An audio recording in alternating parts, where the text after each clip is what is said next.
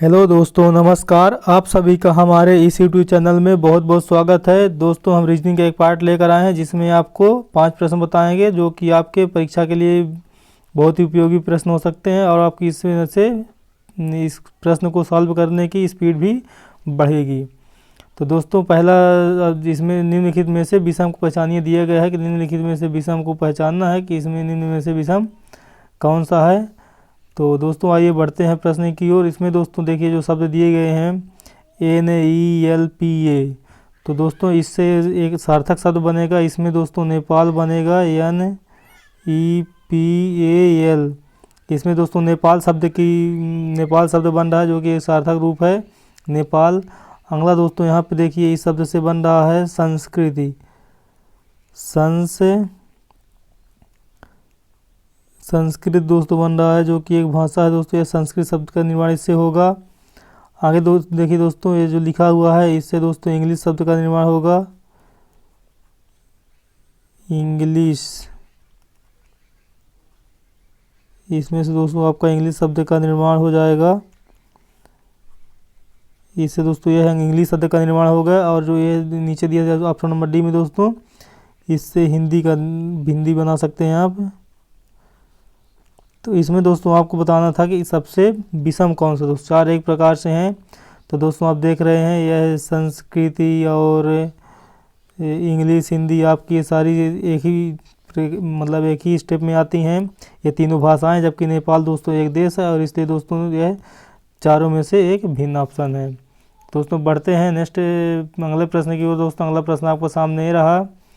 यहाँ पर दोस्तों दिया गया है 0 से स्टार्ट हुआ 0, 4, 6, 3, 7, 9, 16, 10, 12, 9 और यहाँ दोस्तों क्वेश्चन मार्क दिया गया। यहाँ पे क्या आएगा बताना। और आखिरी में दोस्तों 15 दिया गया है। तो दोस्तों यह जब बड़ी संख्याएं दिखती हैं और जबकि इनका गैप आगे पीछे होता है या कि अंतर इन दोनों की संख्या के बीच बहुत कम होता है, तब दोस्तों यहाँ पे हमको अल्टरनेट लगाना होता है क्रमागत। तो यहाँ पे दोस्तों आप देख सकते हैं कि यहाँ पे दोस्तों दो अल्टरनेट लगा हुआ है। तो 0 से हम 3 पे गए दोस्तों तो +3 हुआ। फिर 3 से 6 गए दोस्तों तो फिर 3 हुआ प्लस में। फिर दोस्तों 6 से 9 पे गए तो +3 हुआ। अब दोस्तों जब 9 से आगे तो हो गया, अब ज़्यादा ही नहीं क्योंकि हमको इस प्रश्नवाचक चिन्ह पे पहुंचना कैसे आएंगे।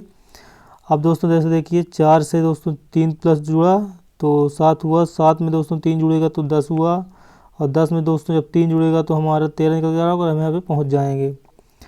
और अगर इसके अलावा दोस्तों आपको देखना है तो इस 6 के बाद 6 में बचा तो 6 के बाद 3 जुड़ा 9, 9 के बाद दोस्तों 12, 12 में 3 जुड़े 15। ये सही सीरीज है दोस्तों। सभी में यहाँ पे +3 हो रहा है। तो अब दोस्तों हमारा जो यहाँ पे ऑप्शन आता था तो यहाँ पे दोस्तों ऑप्शन में 3 हमारा यहाँ पे सही उत्तर निकल कर आ जाएगा 13। तो दोस्तों इस ऑप्शन नंबर सी हो जाएगा, ऑप्शन नंबर 3 13, जो कि इस प्रश्न का सही उत्तर है। दोस्तों अगर आपको कहीं भी कोई डाउट हो प्रश्न में तो या कि इसको हल करते समय तो आप हमें ज़रूर कमेंट बॉक्स में बताएं ताकि हम आपके प्रश्न का उत्तर दे पाएँ। तो दोस्तों बढ़ते हैं अगले प्रश्न की ओर। आपका अगला प्रश्न आपके सामने रहा। यदि 1 + 4 = 9 और 2 + 8 = 18, 3 + 7 = 17 तो 5 + 8 बराबर क्या होगा।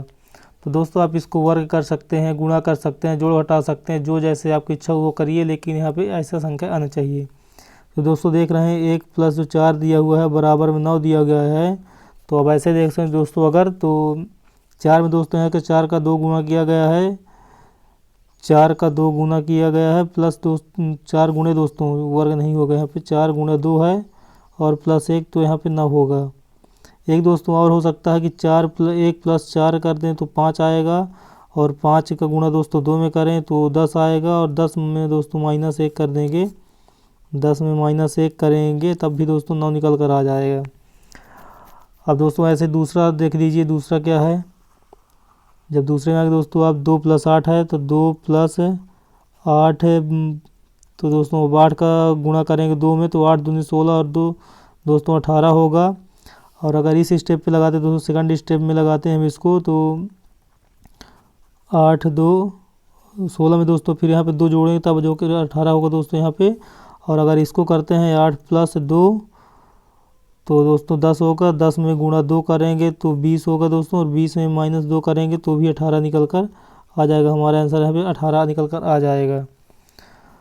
अब दोस्तों जैसे 2 स्टेप आपके हो गए, अब तीसरे स्टेप पे चलते हैं कि तीसरा स्टेप हम कैसे इसको सॉल्व करेंगे। तो यहाँ पे दिया गया था दोस्तों 3 + 7, और दोस्तों अगर इनको हम दोनों को जोड़ते हैं तो 7 × 3 = 10 हो जाएगा। 7 × 3 = 10, 10 का गुणा 2 में माइनस है, यहाँ पे दोस्तों 3 करेंगे तो 7 × 10 = 20 और -3 दोस्तों तब भी यहाँ पे 17 आंसर निकल कर आ जाएगा। 10 × 2 = 20 और 3 करेंगे दोस्तों माइनस तो 17 हो जाएगा, तो जो कि यहाँ पे दिया हुआ 17 दोस्तों। और दूसरी स्टेप था दोस्तों, पहले स्टेप में अगर करेंगे हम 7 × 2 = 14, 7 × 2 = 14 + 3 दोस्तों करें तब भी हमारा यहाँ पे 17 निकल के आ रहा है यहाँ से भी। तो अब दोस्तों ऐसे ही हम किसी भी स्टेप से दो विधियाँ आपके सामने हैं, दो में से किसी ट्रिक द्वारा किसी तरीके द्वारा आप सवाल को हल कर सकते हैं। तो दोस्तों 5 और 8 जोड़ेंगे तो 8 × 5 दोस्तों 13 हो जाएगा, और 13 में दोस्तों आपको 13 दोस्तों 2 गुना करना होगा, तो 2 गुना और फिर माइनस दोस्तों आपको 5 करना, क्योंकि जिस संख्या को जोड़ रहे हैं पहली बड़ी संख्या के यहाँ पे दोस्तों घटा दिया जा रहा है। यहाँ पे 1 घटाए थे, यहाँ पे 2 घटाए थे, यहाँ पे 3 घटाए थे। तो दोस्तों 13 दूनी 26 में 5 दोस्तों चले जाएंगे तो 21 बचेगा आपका यहाँ से। सेकंड विधि से दोस्तों, यह सेकंड विधि से है, दोनों को पहले जोड़ दीजिए और फिर गुणा करके पहली बड़ी संख्या घटा दीजिए। और पहली से जो विधि थी पहली विधि आपकी थी जो, तो पहली विधि दोस्तों क्या किए थे, आप इकाई करेंगे, 8 का गुणा किए थे प्लस पीछे वाले जोड़ दे, तो 8 दूनी 16 दोस्तों, 16 में 5 आप जोड़ देंगे तो यहाँ पे भी दोस्तों आपका 21 निकल, 16 में आप 5 जोड़े तो 21 आ जाएगा। 16 में यहाँ पे 5 जोड़ना दोस्तों आपको, तो यहाँ से बराबर आपका 21 निकल कर आएगा, जो कि ऑप्शन नंबर सी में दोस्तों दिया हुआ है। मतलब दोनों विधियों से आप जिस भी विधि लगाना चाहेंगे आपका आंसर दोस्तों यहाँ पे 21 निकल कर आ रहा है। तो 2 विधि बता दी आपको इस प्रश्न की दोस्तों, जो आपको सरल लगे उसको आप सीख सकते हैं कि दोनों को सीख लीजिए। अगला प्रश्न दोस्तों, आपके अगले प्रश्न की ओर बढ़ते हैं। आपका अगला प्रश्न ये रहा PCH। तो दोस्तों यहाँ पे लिख लीजिए, पहले P जब अल्फ़ाबेट चला है दोस्तों आपको यही विधि बतानी है, पहले PCH लिख लीजिए दोस्तों। इसका आप मान लिख लीजिए कि इनमें इनका योग यानी इसका स्थान प्लेस वैल्यू इसकी क्या है दोस्तों। तो P की दोस्तों 16 है, C की 3 है और H की दोस्तों 8 होती है। आपको प्लेस वैल्यू याद करनी पड़ेगी, और जैसे आप प्रैक्टिस करते रहते हैं डेली सवालों की तो आपको खुद ही याद हो जाएंगे। अगर दोस्तों इन तीनों को हम जोड़ते हैं तो 16 × 3 = 19, 19 × 8 दोस्तों 27 होता है। और दोस्तों जैसे 27 में हम 3 का भाग देंगे तो 3 × 9 = 27 होगा, जो कि दोस्तों यहाँ पे 9 आपके यहाँ पे लिखा हुआ प्रश्न में 9। तो दोस्तों ऐसे ही यहाँ पे कर लेंगे जो सवाल पूछा गया हमसे, उसके आगे R, L, F है। इनमें दोस्तों इनकी प्लेस वैल्यू लिखिए तो R का दोस्तों होता है 18, L का दोस्तों प्लस करिए तो 12 होता है, और F का दोस्तों 6 होता है। तो 18 12 दोस्तों 30 और 6 दोस्तों 36 होगा। तो 36 बटे आपको यहाँ पर 3 रखना है, तो इसका आंसर दोस्तों 12 आ जाएगा। 12 × 3 = 36 होता है, तो आपका आंसर आपका 12 आ जाएगा, जो कि ऑप्शन नंबर बी में है। तो ऑप्शन नंबर बी आपका सही उत्तर हो गया। तो दोस्तों बढ़ते हैं, आइए नेक्स्ट अगले प्रश्न की ओर। अगला प्रश्न आपके सामने ये रहा, निम्न में से विषम को पहचानिए। दोस्तों यहाँ पूछा गया निम्न में से विषम को पहचानिए। तो इन जब ऐसे प्रश्न आते दोस्तों तो हम पहले तो इसको देखते हैं कि किसी का वर्ग घन हो सकता है, या कि इनका योग दोस्तों देख लेते हैं, या कि दोस्तों इन दोनों संख्याओं को आगे सबसे पहली और आखिरी संख्या दोस्तों गुणा हो, जोड़ हो, या कि उनका अंतर हो, बीच में लिखा हो।